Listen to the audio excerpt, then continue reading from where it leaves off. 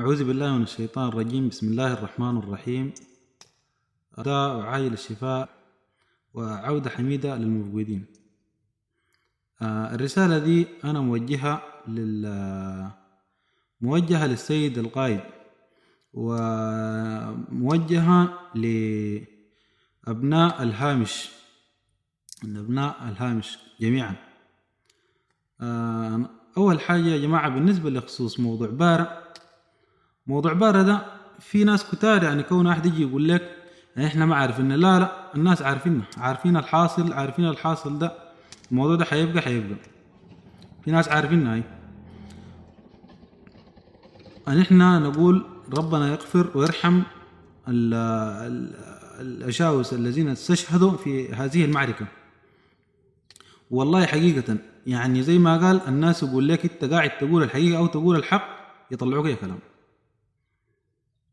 أنا القائد الميداني محمد عبد الله جماع جمعة، قائد مجموعة النصر 192. أنا زي ما قال شاركت في عدة محاور، ونحن ما بنحب اللايفات نهائيا. وأنا من وحدة الناس، أنا شخصيا من وحدة القادات.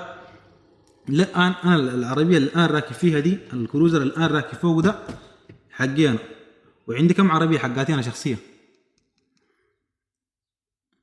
شخصية. هاي كروزرات بكاسي حقاتي أنا شخصية، حتى السلاح ذاته حقي أنا، هاي حقي أنا شخصي. وعندي في برضو يعني برضو حرق لي عربات حقاتي أنا شخصية، ماتوا لي ناس تابعين لي أنا شخصيا، هتعوقوا لي ناس. الكلام ده أنا كله أنا والله العظيم بنقولوا المؤسسة والموضوع زي ما قال بنحل، لكن الموضوع ما بنحل. السيد الغايب، أول حاجة أنت الناس اللي بعدك نحن ما عندنا شك فيك أنت نهائيا، لكن الناس اللي بعدك كلهم ما عندهم قيمة وما عندهم موضوع. هاي ما في حاجة يسموها يا جماعة. نحن ما تقولوا لنا ده اسمه انسحاب تكتيكي. نحن ما عندنا انسحاب تكتيكي نهائيا على الإطلاق. واحد انسحاب تكتيكي دي ما تغشوا بها الناس. 2، كونه تقولوا قال نحن الانسحاب افضل لنا ما فيها فضل شو؟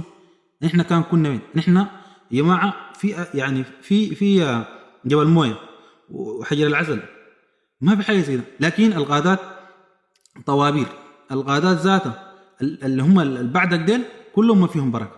هاي الليله انا ما خلاص يا جماعه، انا شخصيا نستف نفترض انا زول غايب خلاص، انا الليله يا جماعه عارف واجهتي دي قدام هنا ده، انا عارف الواجهه حقتي دي، او انا مثلا خلاص ماسك محور كامل. انا شخصيا لو ماسك محور كامل انا ما بقدر بعرف العدو ذات. انا ما بكون مثلا عندي منه مثلا معلومه. الاستخبارات دي استخبارات داريه وعارفه، لكن انا الليله بكدس الشغله. مثلا الليله عدو لو جاي ذاته انا ممكن يعني تكدس الشغله. كقائد انت قائد محور بتكدس الشغله، وكقائد محور ما بتدي اهميه للافراد ولا باقي الضباط التحت، ما بتعلمهم باي شيء. فيا جماعه نحن الطوبره دي موضوع زي ما قال، موضوع بيجي مكشوف، ما في حاجه يسموها. ما تقول لنا نحن بالنسبه لموضوع انه كونه لا دي انسحاب تكتيك وكده، الكلام ده انا ما بقبل منكم نهائيا. وقلت والله العظيم حاليا انا متاكد في ناس فيلق تعرفوا كلمه فيلق الان راقدين ورا الان حاليا ده. والعربات يا جماعه، العربات حق الدعم السريع جات من الخارج، يعني عرباتنا كلها، العربات الخاشه حقتنا ذات، عرباتنا نحن ذات عربات الدعم السريع كم الف عربيه. وين كم الف عربيه دي؟ وين ما قاعده كلها ورا.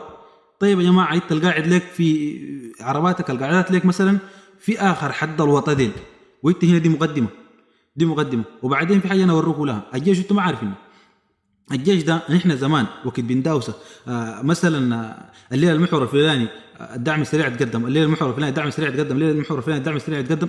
الجيش افكاره بتتشتت وما بيقدر على الدعم السريع. لكن الجيش يا جماعه هو قوه كده اكثر، قوه كده. ما تقول لي دي حقيقه انا بقولها لك ازول، ما تقول لي الجيش ما اكثر، الجيش قوه كده اكثر منك معاك فيه. رغم ان الناس ما بيستوانا، انا شخصيا الكلام ده انا واجعني انه الناس دول ما مستوانا المستوى الواحد، يعني ما مستوانا. يعني ناس بالنسبه لنا احنا اقسم بالله الناس ما بيسوي حاجه. تلقى عيال نيكس قاعدين جوا هناك يا اخي، اقسم بالله العظيم عيال نيكس ديل زول واحد ممكن ترط مشيت، لكن الكثره قال لك بتغلب الشجاعه، قال شنو هنا كثره قال تغلب الفيل معاك فيه. فيا جماعه نحن كون مساله انه نحن قال لا الناس تكون قاعده قدام وناس تكون قاعده ورا، لا كلام زي ده ما بيجي. انا بتمنى من السيد القائد القادات دي شت اي قائد عنده ناس اللي عنده نقصي التتمه له والما عنده نقصي يبلغ هذول المقدمه قدام. هاي احنا والله الان انا شخصيا واحد الناس ده والله العظيم، انا ده شخصيا الان من محلي ده والله العظيم مقاتل لاجل القضيه واجل الهامش واجل الظلم اللي حاصل ده. هاي انا مقاتل للموضوع ده، مقاتل من اجل الموضوع ده. لكن اقسم بالله العظيم اسي انا حاليا في محلك ده اسي حاليا ده الشغله دي اللي وقفت الواحد ممكن ذاته زي ما قال يبقى ثاني مواطن، يبقى اي حاجه ثاني، لكن والله العظيم شغله دي ما بتجي نهائي. انا واحد الناس ده واحد الناس من الناس المظالم، انا شخصيا من واحد الناس من المظالم، لكن خلاص انا بحس انه نفسي حي الله ربنا ما يجعلها وبحقنا اللي عندنا ده نقدر نمشي. نقدر نمشي ونقدر نتحرك. واسي يا جماعه بالنسبه لموضوع الناس القوى الان موجوده في بيقولوا شنو في بارا، الناس القوى لسه حاليا حقت الفلول اللي بس قاعدين في بارا ديل، احنا والله قوتنا اكثر حقيقه. يعني الناس نحن قوه كده بتداوس، يعني احنا النفر الواحد ممكن يعادل 10 انفار.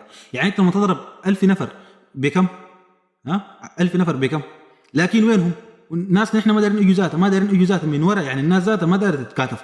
الجيش ده اليوم انت في حاجه واحده بدار اوريكم، الجيش ده الليله لو مثلا خلوته له محور واحد، الجيش ده بلم كل قواته بيجيك كده، بس بيجيك محل واحد. انت لو بقي شنو ما حتقدر لان انت ما عاد له وهو عاد لك، انت ما عاد له وهو عاد لك، ما بتقدر بتقاومه ولو بقي شنو. ده كلام انا اقول لك انت يا اخي كاشوس، انا اقول لك الكلام ده ما بتقدر عليه نهائيا.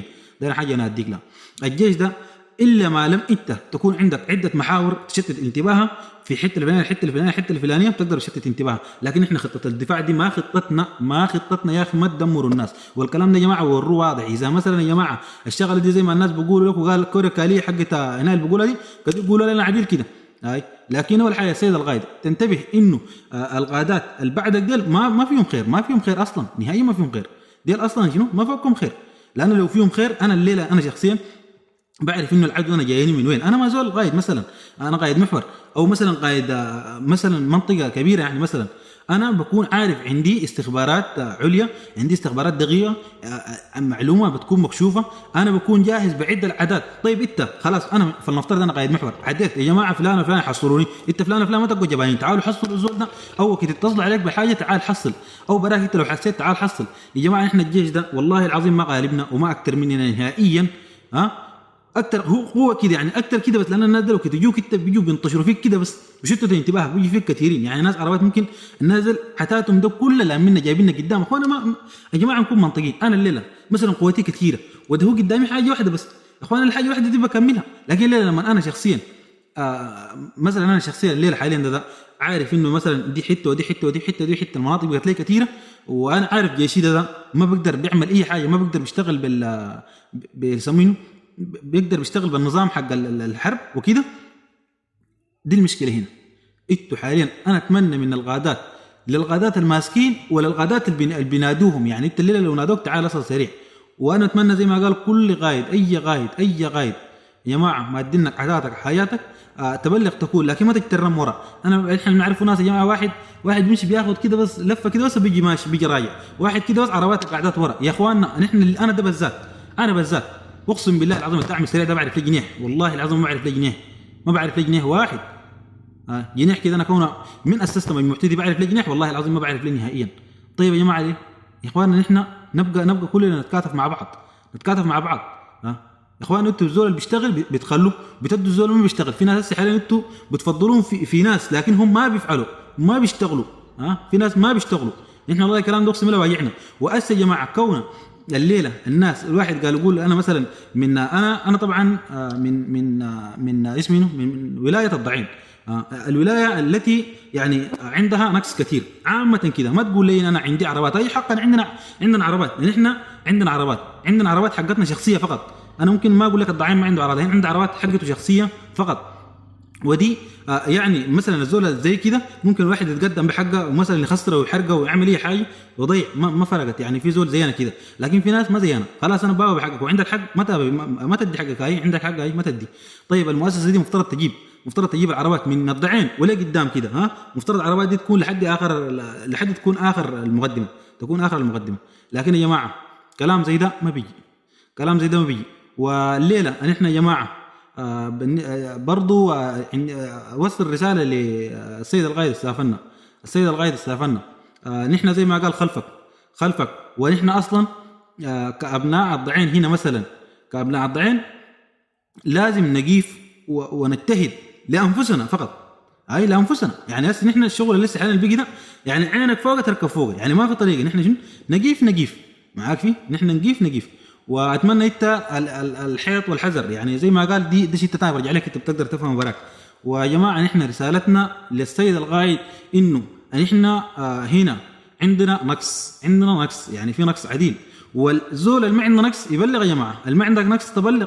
اي وناس كتار يا ما مشينا، يا ما تكلمنا للقياده في نياله، يا ما انا شخصيا تكلمت النياله، تكلمت في اي محل، وزي ما قال ربنا ما وفق. انا بقول ده ربنا ما وفق، وللان انا ما بقيف من القضيه دي. هي زي ما قال نحن، زي ما قال لما نروح ندي زي ما قال تمرق دي نحن مع القضيه بس، لكن عندنا نقص وبنقول مظلومين. انا ده بالذات بقول هامش داخل هامش، انا شخصيا بالذات بقول هامش داخل هامش، لان انا شخصيا نحن صحيح بنقول نحن ابناء الهامش، لكن نحن حاليا طيب قدره ما تج انت مثلا زول فعال عندك. انا الان حاليا عندي قوه اقسم بالله العظيم، كلمت بها للقيادات حقت نياله انه انا عندي قوه يا جماعه، عندي نازل الحين ذاته طلقه يوم ما ضربوها ولا سمعوا بها ذات، بقول لك نحن دايرين نمشي، دايرين نصل.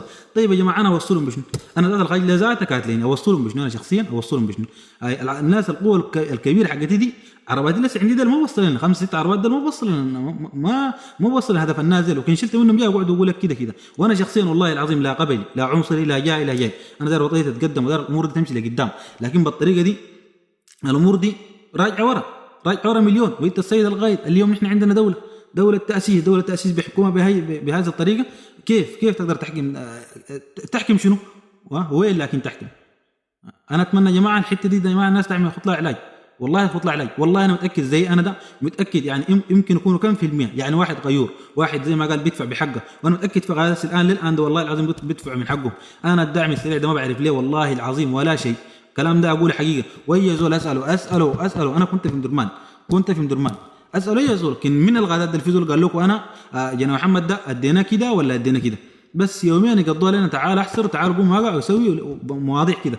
خلاص ده كله انا بقول زي ما قال عفى الله عما سلف، ونحن ده كله زي ما قال ما همنا نحن كيف القضيه تنجح، لكن ما تنجح بعيال العين. وانت السيد القائد ما ادي عيال العين ديل انهم يقودوا، والشيء اللي انا بعرفه ده مقترح ما تعليمات، لكن مقترح حقنا انه انت شخصيا تشيف ان شاء الله زي ما قال تشيف زول في الميدان ساقط، حتى استخباراتك ما قالت لك والله حتى تشيفه من الكاميرا ساقط تعرف انه ايوه فلان مثلا علان كده اي تعرف ان الزول ده كده طوالي تجيبه اي. وعندنا بشكر برضه كمان عندك هناك بشكر السيد القائد عبد الرحيم دقلو، وبشكر عبد العزيز الحلو، بشكر السيد القائد محمد حمدان. والله يشكركم على زي ما قال انتوا ما فيكم كلام، اشكركم شكر كبير مره واحده ما فيكم كلام، لكن الناس اللي بعدكم فيهم كلام. فنتمنى زي ما قال ربنا يصلح الحال، وزي ما قال نحن نكون منصورين ان شاء الله، والحاجه دي تتصلح، والناس الراقدين ورا في الجنبات والقاعدين مع اولادهم والقاعدين في دميرهم اتمناهم اجوا، ونحن الشايلين ديل لسه حاليا واقفين ومسوين يا جماعه الليله زي ما قال الكتره قال زي ما قال بتغلبك، يعني مهما بقيت انك شنو بتغلبك الليله. نحن يا جماعه الواحد حقيقه يعني في عربيه رابط له ودوشكا معاك فيه وعنده كلاشات صح، هي حقيقه عندنا دوشكات وكلاشات، لكن ما بنفس عتاد المؤسسات بتاع الدعم السريع او عتاد المؤسسه بتاعت الجيش شيء بيختلف. انا شخصيا مش بداوس، ممكن اداوس حماقه مني يعني، او مثلا زعل مني ممكن امشي اداوس بعربيتي دي بجازايتي دي شفتها شناتي دي بمشي بداوس بها، ويا ما خشينا بهن هاي بمشي بداوس بها زي ما قال معاك في عطلت لك في لب المشكله ما تعطلت بك في لب المشكله، انت بتسول عليك بتفشق بنتك. لكن يا جماعه الناس اللي عندهم اسمه اللي عندهم غيره ديل كده اهتموا بهم، الناس اللي عندهم غيره ديل كده اهتموا بهم. والقوه كثيره، احنا الدعم السريع دي قوته كبيره، لكن التخاذل في الغادات، انه ده لا ده ما معروف من وين من وين، لا ده خليك ادي الفلاني ادي ده. الرجال كلهم ما واحد، ما تقول لي انت ذاتك اللي لسه بتمثل فوق انت اد فلان ود خالتي ود عمتي ود جدي وكده، انت ذاتك اللي بتقول ده عندك خجلان وما بتنفع، مخك ده ذاته ما بينفع، انت ذاتك شخصيا كده ما بتنفع معانا. نحن بينفع معانا زول غومي جلو زول قايد السلام عليكم حضرتك يا سيادتك اخي انا كنت الفلاني كده كده، انا عندي كده كده قوه كده كده كده تشوفوا حاصله، انا عندي مشكله كده كده تشوفوا حاصله. انت الشغله دي يا جماعه الحاجات دي كل العتاد الحربي انت كقائد مفترض مسكنك يا اخي، مفترض تحس بالناس ديل. انت يا اخي ما عندك ناس بوجعوك، انت يا اخي ما عندك. انا شخصيا موت الناس ديل عامه بوجعني، موت الناس عامه مش تقول لي انا اي ابن ادم بموت بحس بوجعته، لان وجعته بوجعتي انا شخصيا، بحس انه الالم ده الم الزول المرحوم ده المه شخصيا انا بحس به، انا بحس به الم المرحوم ده لاهله انا بحس به. لكن في ناس ما بحسوا به، في ناس قلبهم ميت. يعني انا متاكد في ناس هسه حاليا ده الواحد اموره طيبه وعادي ممكن يقول الدعم السريع انا الجيش ده ولو جاني هنا ممكن امشي برا السودان. انت بتمشي، لكن كلام انت كلام زي ده مزول ماك راجل وما عندك نخوه، ما عندك نخوه بتاعت رجوله نهائيا. وانا اتمنى زي ما قال الرساله دي تصل للسيد القائد، اتمنى الرساله دي تصل للسيد القائد. الناس محتاجين لعتاد فقط ليس رجال. وانا بالذات في الضعين هنا، انا حاليا في الضعين، انا في الضعين من ابناء الضعين، محليه بجابره، اولادي زادي في بجابره، وناس كتار ياما مشوا معي، عساكر على غازات. في ناس عارفين انا ذاته شنو، يعني انا عندي قيره على المؤسسه زي شنو، ممكن تسالوا اي زول خلوني انا اللي بتكلم ده واعتبروا زي ما قال. وانا والله العظيم ولا زول ميديا، والله العظيم شفت ما قاعد اتكلم بل 3 مقاطع اتكلمت في موضوع المؤسسه او الظلم او اي شيء إن كان في المؤسسه. موضوع كده انا اتكلمت في مقطعين او 3، لا مقطعين فقط. هسه ده المقطع وقبل كده في مقطع، انا اتكلمت في مقطعين فقط. وانا شخصيا والله العظيم لا داير اتكلم في مقاطع ولا اتكلم، لكن الناس اللي نحن بنمشي عليهم يا ناس افعلوا لنا اعملوا لنا عشان نحن كده، عشان كده بيقوموا بيستهانوا بينا وبيقوموا بيستهانوا بينا وبخطونا في اماكن اخرى. فبعد ذاك انا والله العظيم واحد الناس بقول لا ما مشكله خلاص مش استهان بي وكده، انا عارف نفسي شنو، انا عارف نفسي شنو. وانا اتمنى زي ما قال السيد القائد الرساله دي تصلت وعليك الله الرساله دي يا شباب، كل الشباب نحن طبعا وصلوها عليه، هو اسمها الشير، شيروا الرساله دي اتمنى زي ما قال توصلوها للسيد القائد. نحن كلامنا ده كلام مغبونين، ما كلام ساكت، كلام مغبونين. ونحن هنا في هنا ده نحن والله العظيم صعب نقول لك نحن ادي لهم، يعني نحن بنقول يعني نحن ديل ما فينا كلام، يعني انا متاكد الناس اللي قدام ديل المقاتلين ديل ما فيهم كلام والله، لكن كلام في القيادات اللي وراهم شويه. وزي ما قال انا اتمنى زي ما قال الرساله تصل للسيد القائد، اهم شيء تصل للسيد القائد، اتمنى تصل للسيد القائد. وانتوا المكدساتيه الرساله دي ما تكدسوها، خلوها تمشي للسيد القائد. ما في عيال عين بكدسوا الرسائل، عمك ذاته زي ما قال ما عندنا ناس بيننا وبينه يبوستوا له الرساله دي اتمناها تصل، يعني اتمناها تصل. القوه موجوده لكن عتات ماف بالنسبه لي انا شخصيا، وبالنسبه لناس كتار امثالي انا شخصيا. في ناس عندهم حرقه وعندهم قيره اسمه بقول له شنو للمؤسسه. انا عندي شهداء لليوم والله العظيم لا قادر اصل ناسهم، والله خجلان منهم اصلهم كيف ذاك ما عارف، عشان اشيل لهم فاتحه صح فعليا انا جيت هنا لكن ما قدران اشيل لهم الفاتحه دي ما قدران اشيلها لهم، خجلان منهم خجل. يعني واحد مفترض تجي برضه سكر بكيد تجي. فيا جماعه نحن نتمنى الرساله دي تصل للسيد القائد، اتمنى الرساله دي تصل للسيد القائد.